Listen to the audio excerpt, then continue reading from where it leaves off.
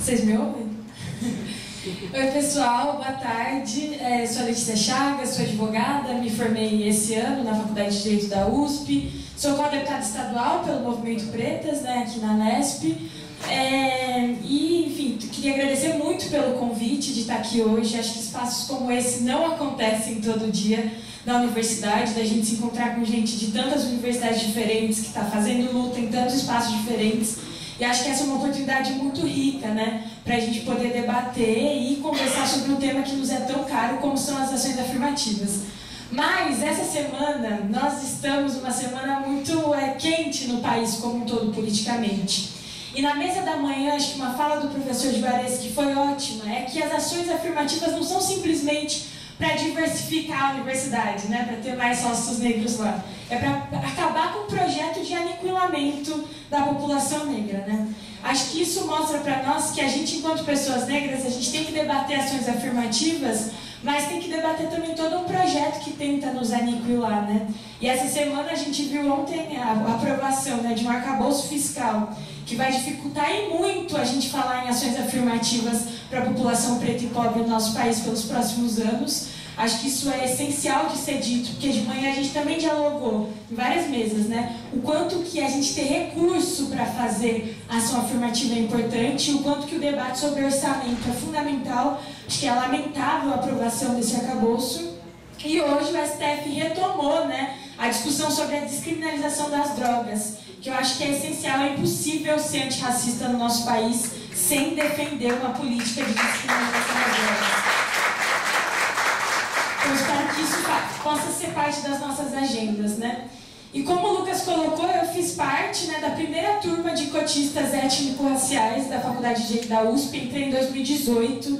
Para mim uma alegria dizer que sou uma estudante cotista e deixar também meu profundo agradecimento a todo mundo que dedicou seu tempo, sua vida, sua carreira acadêmica para lutar pela aprovação de cotas na USP e em vários outros lugares. Sem isso eu não estaria onde eu estou hoje.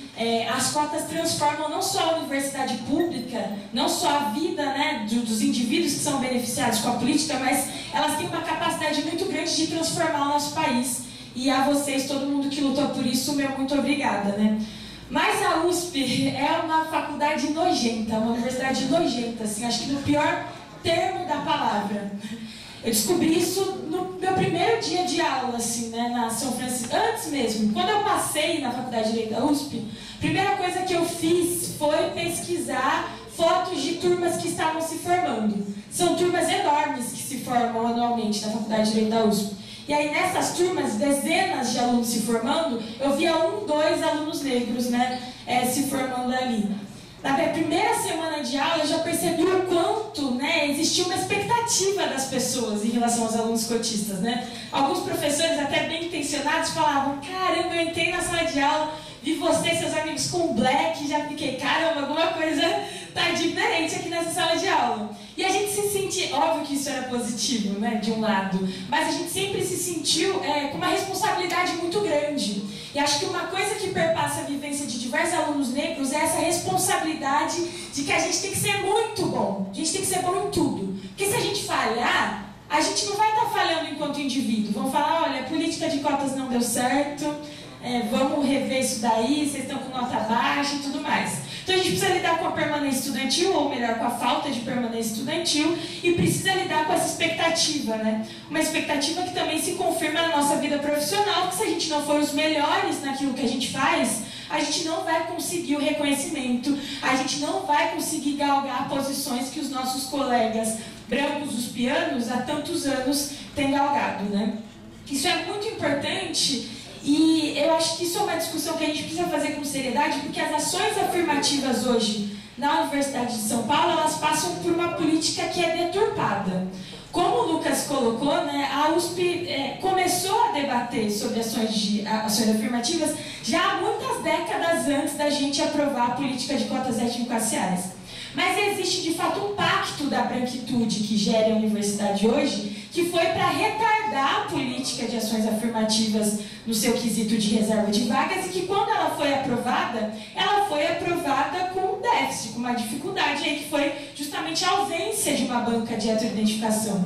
E como o Lucas colocou, esse foi o primeiro ano de banca de heteroidentificação no vestibular da USP. Eu me formei, fiquei 5 anos na graduação sem que a gente tivesse uma política efetiva de retirada de alunos que eram fraudadores na nossa universidade. E isso, para mim, é reflexo do que é o pacto da branquitude que gera a Universidade de São Paulo hoje. Porque para aqueles que não queriam aprovar uma política de cotas, você ter uma fraude que é massiva, era amplamente reconhecida, é positivo, porque significa que mesmo que a gente tenha cotas étnico-raciais, quem está ocupando as vagas para alunos negros são alunos brancos. No ano passado, na minha turma, foi chocante, no mínimo triste ver que diversos alunos que fraudaram a política de cotas, e assim, existem pessoas que, há dúvidas, né, gente, mas uma coisa é uma pessoa loira se formar como cotista no Largo de São Francisco. Isso aconteceu. Isso faz parte do que é um projeto de universidade que aprova as reivindicações do movimento negro, mas sempre de maneira deturpada. Isso é algo que a gente precisa estar muito atento, porque isso acabou de acontecer de novo essa semana, numa sessão do Conselho Universitário que votou uma política de ações afirmativas para os concursos públicos da Universidade de São Paulo. Veja, desde o ano passado, um grupo de professores negros da Universidade de São Paulo, entre eles a professora Gislene, tem elaborado uma proposta de reserva de vagas nos concursos da universidade, uma proposta coesa, uma proposta que funcionaria.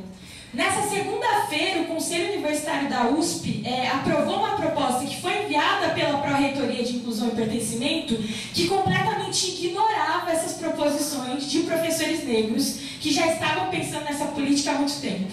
E a USP fez isso porque, recentemente, uma decisão do Tribunal de Justiça de São Paulo suspendeu alguns concursos que foram abertos esse ano para analista administrativo, procurador-geral, porque não existia a política de cotas étnico-raciais. Então a USP foi meio que obrigada a debater sobre a política de cotas. E aí fez isso de uma maneira completamente deturpada, sem diálogo com o movimento estudantil, sem diálogo com os professores, sem diálogos com especialistas, né? Foi de fato um avanço, porque agora todo concurso público da universidade com mais de 3 vagas, obrigatoriamente tem que reservar 20% das suas vagas para pessoas negras, mas todo concurso com menos de 3 vagas não precisa ter reserva de vagas. O que vai ter é uma bonificação. Quantos concursos para docentes da USP tem mais de 3 vagas? A maior parte dos concursos para docente da USP é de uma vaga. É uma vaga.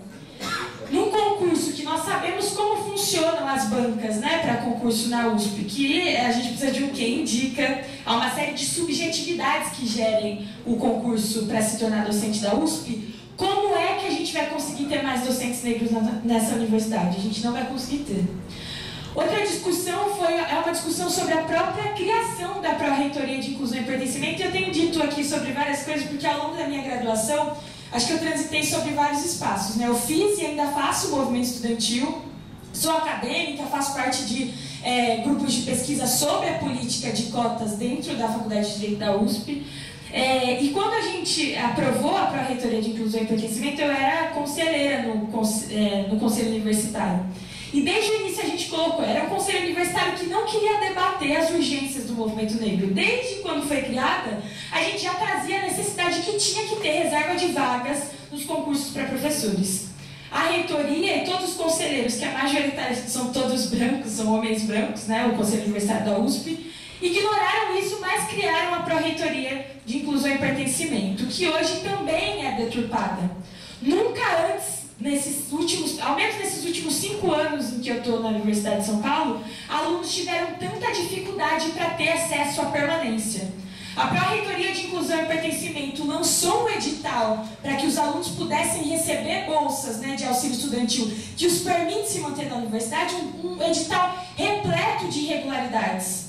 Um edital que não traz para eles coisas básicas, né? Como quais são os critérios que fazem alguém receber uma pontuação maior, né? Porque quanto mais pontuação você tem, mais pobre você é. Que critérios que levam isso em consideração?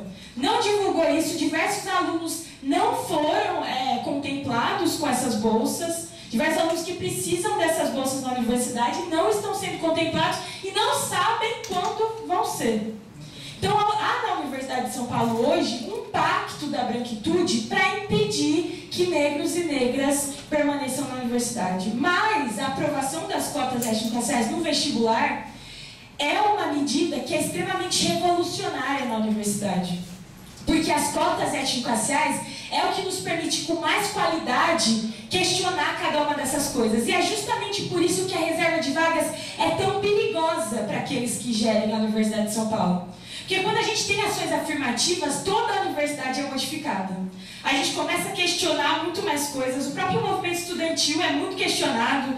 Historicamente, a gente viu mais pessoas brancas fazendo movimento estudantil, porque quem é negro tem que trabalhar, não tem tempo de fazer movimento estudantil. Mas hoje, estudantes negros precisam fazer movimento estudantil se eles querem ter condições de permanecer na universidade. E a gente também quer ter voz, a gente também quer ser lideranças políticas naquilo que a gente está fazendo. Eu queria contar aqui uma experiência de que agora, há pouco tempo, a gente teve uma votação histórica na Faculdade de Direito da USP, que foi pela retirada do nome de um professor, o Amâncio de Carvalho, que foi um dos fundadores da Sociedade Eugênica de São Paulo, né? Não sei se vocês chegaram a ver, o Amâncio de Carvalho, ele, para além, né, de ser um eugenista, comprovadamente, ele se utilizou por muito tempo do corpo de uma mulher negra para experimentos dentro da Faculdade de Direito da USP, e esse corpo era constantemente violado pelos estudantes, alvo de chacotas pelos estudantes. E a gente fez uma grande movimentação do movimento negro e do movimento estudantil para obrigar a Faculdade de Direito da USP a retirar o nome desse professor, que era homenageado. Tinha uma sala com o nome dele ali na Universidade de São Paulo. Na medicina isso acontece muito também, né? Os filhos de Arnaldo. O Arnaldo foi um dos fundadores da Sociedade Eugênica de São Paulo. Isso para nós é inadmissível, assim, falar. Isso também é sobre permanência simbólica. Porque quando a gente entra numa universidade que homenageia os nossos algozes, como é que a gente se sente pertencente num espaço como esse? Como é que a gente vai conseguir produzir ciência num espaço como esse? E a gente tem questionado tudo isso, assim. E aí, para terminar mesmo, eu acho que esse ponto, esse espaço também é importante, porque hoje a gente está num momento de disputa do que é o antirracismo. Hoje é feio falar que não é antirracista. Todo mundo quer ser antirracista hoje. Mas qual é o projeto de antirracismo que a gente quer defender? Que a branquitude uspiana está disputando um projeto de antirracismo. A criação da Pró-Reitoria de Inclusão e Pertencimento é parte dessa disputa. Porque hoje quem controla a narrativa de como deve ser a política pública de reserva de vagas para professores, por exemplo, é a Pró-Reitoria de Inclusão e Pertencimento. Hoje quem pensa a política, USP diversa, né, foi citado aqui em alguns momentos, que é uma política da USP para, mesmo numa universidade que tem superávit orçamentário, que no ano passado guardou dinheiro, a gente tem hoje um sistema de captação da iniciativa privada, que é a USP diversa. Eles querem fazer com que a permanência estudantil seja uma questão da iniciativa privada. A Faculdade de Direito é o maior exemplo disso, que lá o estudante cotista não tem problema com dinheiro, porque a gente tem diversas bolsas privadas ali, de ex-alunos que doam porque acham que política de permanência é sobre fazer caridade, não é sobre direito. É sobre você, no auge do seu escritório na Avenida Paulista, doar um pouquinho ali do que você ganha e sentir que isso faz de você antirracista. A gente quer debater um projeto de antirracismo que seja para transformar o nosso país, não para criar os próximos gestores do capital, né? Como disse o professor Juarez aqui na parte da manhã. Então eu convido vocês também para que a gente possa debater sobre isso e construir juntos, então, um projeto antirracista que seja do movimento negro e que a gente não permite mais que a branquitude científica, que se concentra aqui no estado de São Paulo, na figura da USP, continue a controlar as nossas narrativas. Obrigada.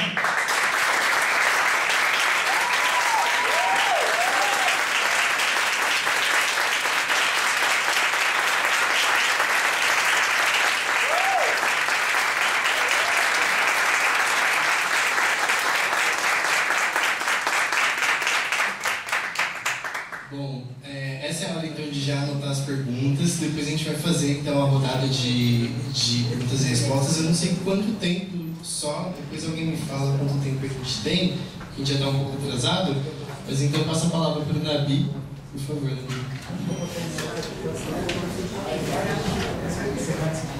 Oi, gente, boa noite, vocês me escutam bem? Dando para me ouvir, né? Gente, eu tinha me preparado para esse espaço, na verdade, está por detrás da ideia desse espaço, desse seminário, construir propostas para levar para a universidade. Nós discutimos há muito tempo, há muitos anos os desafios, eu acho que o momento, eu acho que parte da nossa tarefa agora é se debruçar sobre propostas. Eu vim preparado para isso, para falar a verdade. Mas meus colegas de mesa, os professores ao longo do dia fizeram colocações tão interessantes que eu vou começar resgatando algumas questões, mais à frente eu falo sobre essa questão do projeto. Desculpa, você tem que abrir já? Não, eu não vou mais usar, porque eu acho que mudou o teor, mudou o jeito. Não, só para eu Pode. Então eu acho que eu queria começar com uma coisa que foi muito levantada ao longo do dia nas discussões, que é em que lugar se localizam as ações afirmativas. Eu acho que é entender que as ações afirmativas fazem parte de um projeto que precisa ser de natureza sistêmica, que envolve a promoção da igualdade racial. Então a gente começa com as ações afirmativas, mas nós temos uma série de desafios mais à frente. Os estudantes se formaram, eles vão conseguir inserção no mercado de trabalho? Vão ser absorvidos no mercado de trabalho? Então tem esses desafios. Como é que a universidade está pensando isso, pensando essa agenda? O que a gente está planejando, o que a gente está desenhando em relação a isso? Até agora eu não escutei nenhuma discussão na pró-reitoria de inclusão e pertencimento sobre essa questão. E nesse sentido, eu queria puxar assim, uma discussão sobre a intersetorialidade da política de permanência estudantil. Acho que esse é um ponto que a gente discute muito na EASH. A nossa lente, a nossa cabeça de pensar talvez seja um pouco diferente. Nós somos da gestão de políticas públicas, a gente tem um jeito de pensar, de formular e de se preocupar um pouco diferente. Então, quando a política, na verdade, quando a gente começa a discussão na Universidade de São Paulo sobre as ações afirmativas, é desenhado um projeto por várias mãos, né, Nádia? Eu me lembro muito da Nádia, que está aqui na frente, da Sandrinha também, porque nós estivemos na construção desse projeto. O movimento estudantil, o movimento negro entrega um projeto do Conselho Universitário. E é um projeto que previa uma série de ações para a construção das ações afirmativas. E a universidade escolhe não seguir esse projeto. É mudar o teor das ações afirmativas, a gente se restringe meramente ao processo de seleção, ao processo de ingresso na universidade. Mas o projeto que a gente entrega, o projeto que a gente discute, o projeto que a gente defende, é um projeto que envolvia enxergar essa promoção da igualdade racial por várias outras frentes. E eu quero resgatar um pouco dessas discussões para a gente voltar e pensar também em propostas, né? Então, por exemplo, uma coisa que a gente fala na nossa área de política pública, tomando, por exemplo, o Bolsa Família. Qual o resultado se a gente tem uma política de redistribuição de renda e, do outro lado, a gente tem uma política de tributação que penaliza os mais pobres? O resultado disso é uma zero. Então, de que adianta a gente ter ações de ingresso se a gente não tem políticas de permanência? Se, por exemplo, a política de segurança na universidade não foi alterada. A gente sempre fala sobre a política de segurança na universidade.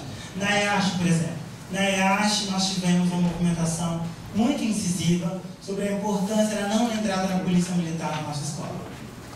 A diretoria da EASH queria construir uma base da polícia militar, nós movimentamos muito e não permitimos a entrada da polícia militar na nossa escola, porque, gente, não dá para você colocar vários estudantes negros na universidade, colocar quem assassina, quem persegue, quem dilacera esses estudantes, fazendo a vigilância da universidade. Isso é completamente contraditório.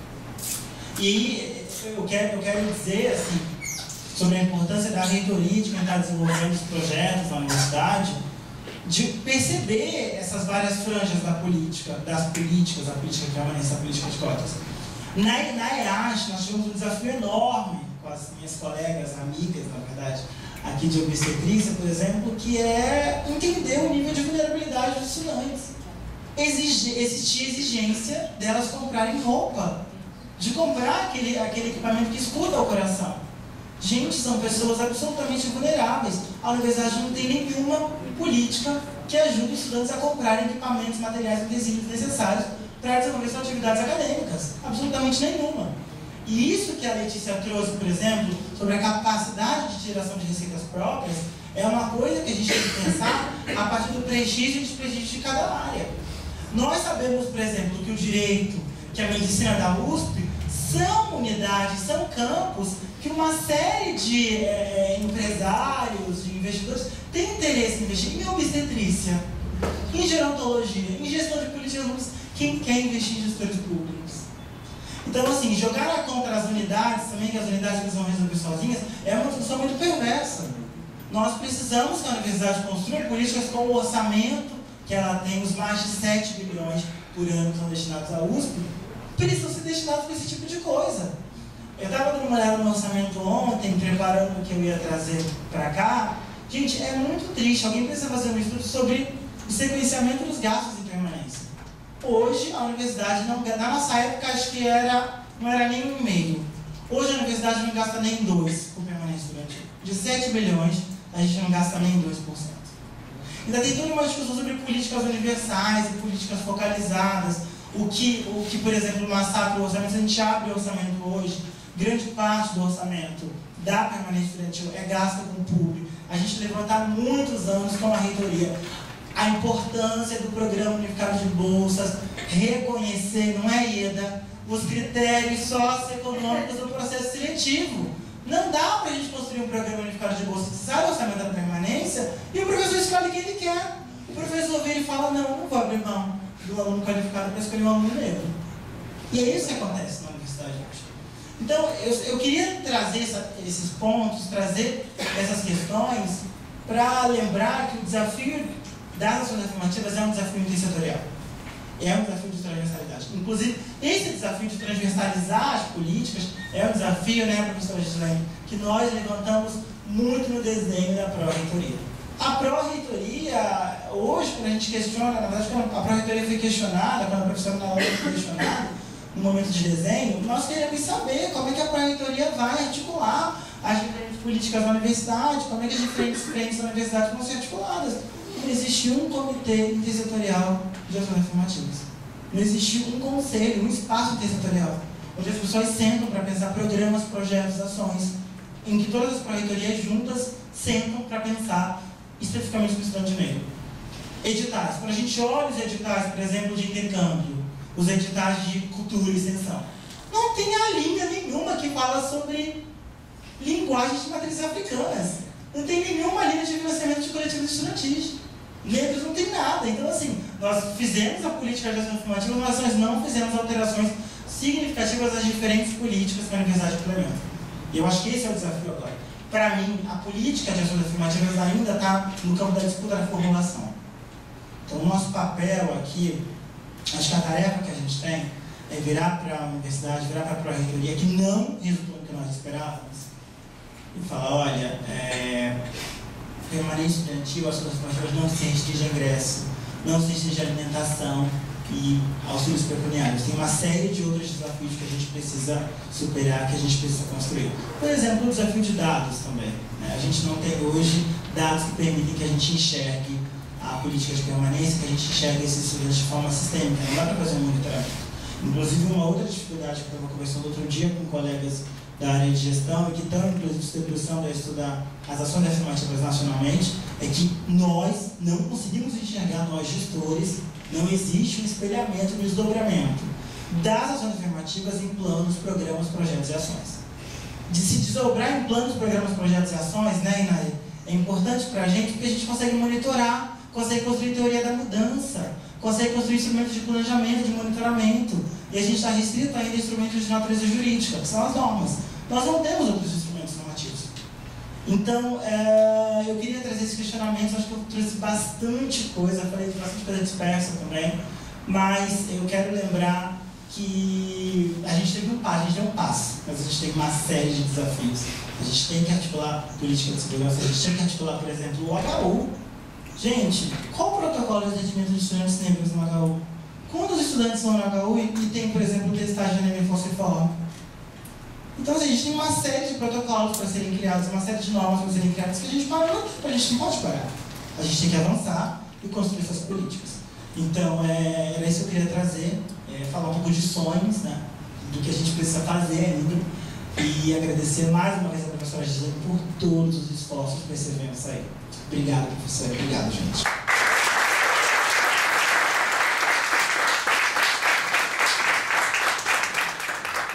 Bom, acho que a mesa deu super certo, né? Acho que essas falas concisas e bem, né, para começar o debate foram muito importantes. Acho que já traz novas perspectivas para a gente discutir agora.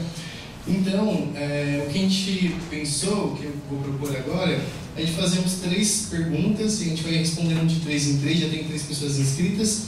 E aí, as pessoas que perguntarem podem fazer a pergunta para uma pessoa, né, específica, mas quem quiser se sentir à vontade também de comentar, acho que vale. Acho que só tentar ser um pouco mais direto nas respostas para a gente poder ter mais participação do público, né?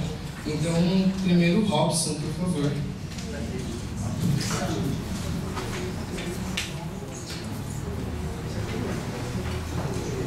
Deixa eu me apresentar, sou Robson, sou de Campinas, acabei de mestrar em educação, a minha orientadora estava aqui mais cedo, a Débora Jeffrey, e fiz parte, junto com vários coletivos, em 2016, das greves da Unicamp, da ocupação da reitoria e da Faculdade de Educação, onde a gente conquistou, primeiro, deu uma estratégia. Em primeiro lugar, eu acho que a gente tem que, nas nossas teses, dissertações, nos estudos, colocar o nome das sujeitos e autores protagonistas do movimento negro estudantil organizado que conquistou isso. Não ter dúvida nenhuma dentro das universidades, porque fica muito abstrato o movimento estudantil como um todo, e a gente sabe muito bem que não foi bem assim que aconteceu na USP, na Unicamp e na Unesp. Até mesmo essa hegemonia estudantil, DCS, dos acadêmicos, a gente sabe do que a gente está dialogando aqui. E agradecendo vocês por ter proporcionado esse espaço para a troca. E eu vou trazer algumas questões aqui que é importante, já que pegamos desse momento assim, junto com vários outros companheiros, a gente conquistou as cotas na Unicamp, mas ainda a gente não conquistou a ação afirmativa. Pensando de uma forma mais geral, o que está sendo discutido aqui. Em 2016 a gente conquistou, a gente conseguiu fazer um GT, a gente conseguiu fazer vários avanços. Só em 2019 a gente conseguiu ter a primeira entrada dos primeiros estudantes cotistas, e a reitoria não colocou a comissão de identificação, já era pauta desde o início, já estava na proposta do movimento Procota e do Núcleo da Consciência Negra, só que a reitoria passou uma rasteira. Então o GT fez, formulou, levou, e só depois de uma estratégia que foi a gente, de vez de ter uma comissão, a gente teve lá, foi um GT antifraude, começou com uma fraude no IEL, no Instituto de Linguagem, de uma estudante branca, que já estava fraudando desde a graduação pelo Parário, pela bonificação. Daí fizemos uma comissão lá, ad hoc, e ali não expulsaram a estudante, fizeram um acordo e só tirou a bolsa dela e nada mais, e tirou o acesso à moradia. Mas a partir disso, daí do CAF, como estratégia, junto com todos os movimentos, a gente conseguiu impulsionar e conseguir ter a comissão de identificação, onde a Débora, o professor Débora, colocou aqui um pouquinho como foi a nossa história. De lá para cá a gente tem tentado lutar junto lá com os movimentos, mas daí para o Guilherme vai dar continuidade aqui falando sobre essa parte, eu só vou pegar uma questão específica da pós, que eu pesquisei sobre os programas de pós-graduação e o estudo de caso para a educação, onde a gente foi o segundo, antes da geral, a ter cotas. Então nosso programa aprovou 35%, vou pegar só para fazer só o recorte, porque tem mais outras vagas, né? 35% de vagas para pessoas negras, autodeclaradas negras, naquela época os 35% do Estado de São Paulo, e 2017 que ia ser a primeira entrada num programa de pós-graduação de educação. E de lá para cá, daí em 2019 que eu entrei na pós, estava fazendo questionamento sobre questão de permanência, sobre bolsas, e daí a gente entra nessa discussão de bolsa, para ser rápido, percebi que tinha um problema da questão da permanência, que a questão das bolsas CAPES CNPq não garantia para estudante cotista, mas a gente tinha conseguido tirar da mérito para essa colocar socioeconômico, mas tinha colocado a questão, o item de ser cotistas, e como tem um problema assim, a gente se forma, tem pessoas que vão embora, tem pessoas que não ficam, e a memória vai embora junto, né, quando a gente não escreve. Isso é muito importante, escrever, fazer artigo, publicar, fazer congressos, explicar, passar para não ter memória perdida, porque nosso programa, 132 docentes, só 2 negros. Agora aumentou mais uma. Então, dá para perceber como as coisas vão mudando quando você não está nem insistindo, fiscalizando. De lá para cá, resumindo a pesquisa que eu fiz, um pouco para poder levantar como estava a efetivação das cotas no programa, dados, a gente tem 15% dos 35 que tem sido mantido no programa. Isso é uma preocupação, porque isso não é só na Unicamp. Eu tenho percebido que isso em outros programas está acontecendo uma coisa. E não existe uma obrigatoriedade dos docentes assumir de fato a política, porque a nossa política, uma questão de institucionalidade, deveria ter uma deliberação, um regulamento, mas só existe no edital. Pegando daí uma preocupação de que pensar como eles articularam, como eles mudaram a questão do que a gente conquistou no nosso programa e o que transformou no edital. Então a gente só tem no edital que diz que nós temos cota, não é ação afirmativa. E não se garante nem a entrada, assim, como garantia do edital. O edital fala que não é obrigatório o preenchimento das vagas para cotistas e nem para ampla concorrência, mas anualmente 100% das vagas da ampla concorrência é preenchida. E dos cotistas, nem para indígena, nem para PCDs, nem para trans, nem para negro é preenchido. E ainda toma as vagas das outras vagas sem ser os 35%. Daí eu percebi que isso aí não é só na Unicamp, está acontecendo em todas as universidades. E aonde avançou, que o meu companheiro que vai falar logo depois, que é o Fish, também lá está recuando. Então, assim, tem um termo muito sendo usado na questão do mercado de trabalho, mas também eu coloquei na minha dissertação e eu tenho observado na Unicamp, tokenismo racial. Os docentes que ainda pegam, os estudantes negros estão fazendo tokenismo racial. Eles pegam com medo de ser constrangido, ser progressista, falar que não pega o estudante para ser chamado de racista. Então eles pegam, massacram os estudantes, fazem os estudantes desistir. As temáticas étnico-racial que entram no projeto some, finaliza, as pessoas estão doentes, estão abandonando os cursos. Então isso aí tem acontecido na Unicamp e eu tenho visto em outras universidades, então é um pouquinho dessa discussão que eu trago aqui para compartilhar. E ainda eu acho que a gente tem que fazer agora nas Paulistas, fazer um encontro nosso, fazer um congresso de ação afirmativa de estudantes para a gente discutir tática e estratégia e chamar outras forças políticas para poder saber que a luta não é só dos estudantes negros, é de todos e todos pelo mundo melhor, né? Para um mundo que não seja capitalista, com certeza, para pensar nesse mundo melhor. É só isso, desculpa. Alguém quer se inscrever? Qual é o seu nome, desculpa? Sandra. Sandra? Você? Nádia? Luan. Já pego na próxima rodada, tá, pessoal? Por favor, Guilherme. Essa pergunta foi, essa colocação foi para todo mundo, então tá. Boa noite, gente. Meu nome é Guilherme, sou da Unicamp, sou também arte educador no Museu Afro Brasil, também estou como pesquisador no Afro Sebrap e também como pesquisador no Carolina Maria de Jesus, no BITITA, no Instituto de Filosofia e Ciências Humanas da Unicamp. Bom, eu não vou fazer perguntas, porque eu acho que o companheiro falou que hoje o dia também já temos uma série de perguntas, então eu vou mais para um lado propositivo também, até pela minha formação em ciências sociais e sociólogo. E a primeira pergunta, e muito instigada pela fala do Nabi, nossa, perdão, Nabi, sobre, antes de você, eu vou chegar na companheira, que ela falou qual projeto de universidade pública desejamos ter. Eu, como sociólogo, gosto muito de perguntas, né? Então, partindo disso, e aí, juntando com o que você falou, eu acho que nós precisamos de uma política pública, afirmativa, que seja transversal não só nas universidades, nos setores da universidade, mas também nas universidades paulistas. Então, acho que é um encaminhamento que também eu proponho para a mesa e também para os nossos colegas aqui, que os diálogos que estamos fazendo aqui sejam encaminhados também para todas as universidades paulistas. Porque nós já temos um acúmulo histórico na história. E aí eu também distou um pouquinho da sua fala, né? Porque nós temos um lastro na história que é a Conferência de Durban, em 2001, em que o Brasil é um dos países signatários sobre a eliminação do racismo. E o presidente na época era da USP, era a FLC. Ele reconheceu isso. Então nós temos que dar um passo além disso e não ficar restritos a polos universitários.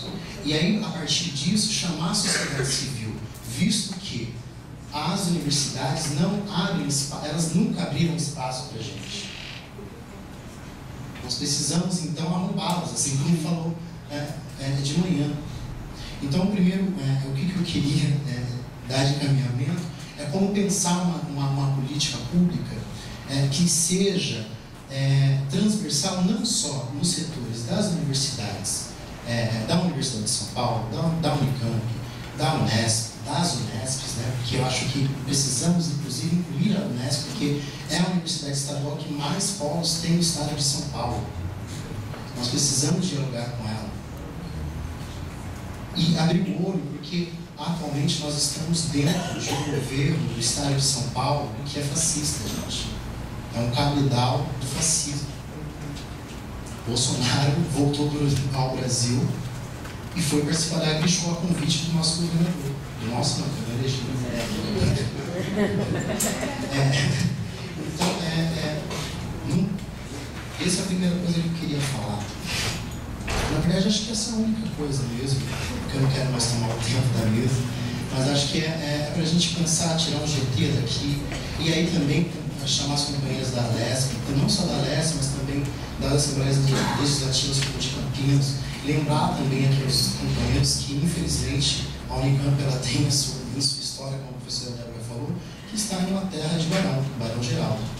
E na história ocidental, do mundo ocidental, Campinas é reconhecida como a última cidade a abolir a escravidão, e também é reconhecida no período da escravidão escravagista como a cidade que era reconhecida por castigo, né, por torturar os negros. Então, os negros escravizados que eram tidos como rebeldes, que construíam quilombos, eram mandados para Campinas. Então, é esse lugar que nós estamos falando aqui, compartilhando. Então, acho que é esse lugar que a gente também pode tocar a partir deste lugar de tocar. E aí já deu 6 horas, né? Mas é o dia de Xangô, é o dia de Olá, é o dia de Yansan, Então, eu acho que é necessário a gente ter isso como panorama, uma luta conjunta e transversal, não só no OX, mas também em todo o Estado. Obrigado.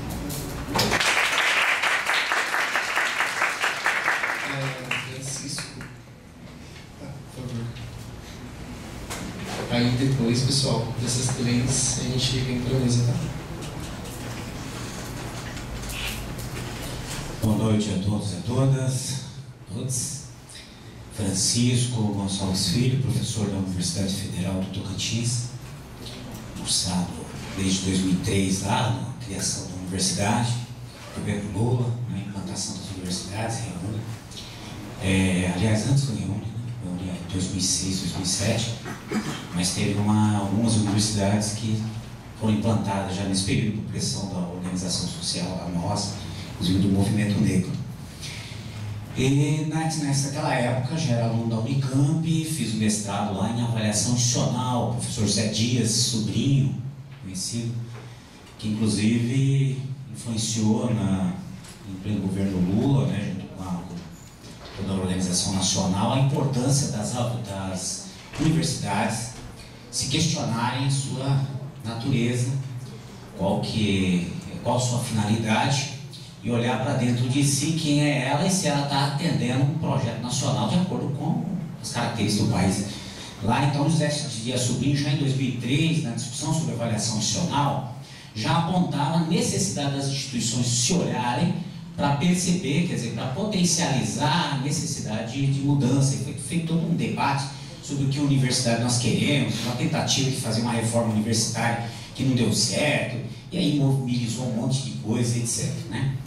Mas houve uma conquista importante daquele momento, que é a Lei 10.861, né, de 2004, que é a obrigatoriedade, a partir daquele momento, de todas as universidades públicas e privadas do país criarem uma comissão de avaliação que fizesse um processo democrático de avaliação, e aí o conceito de democracia complica para todo mundo nesse debate, mas inclusive algumas regras, a lei vai detalhar isso, vale a pena. Então. E eu lembro que o Movimento Negro, o consórcio NEABS, a BPM, disputava esse debate, né, inclusive para conseguir influenciar as metodologias de avaliação dos sinais para que ela indagasse sobre essa discussão.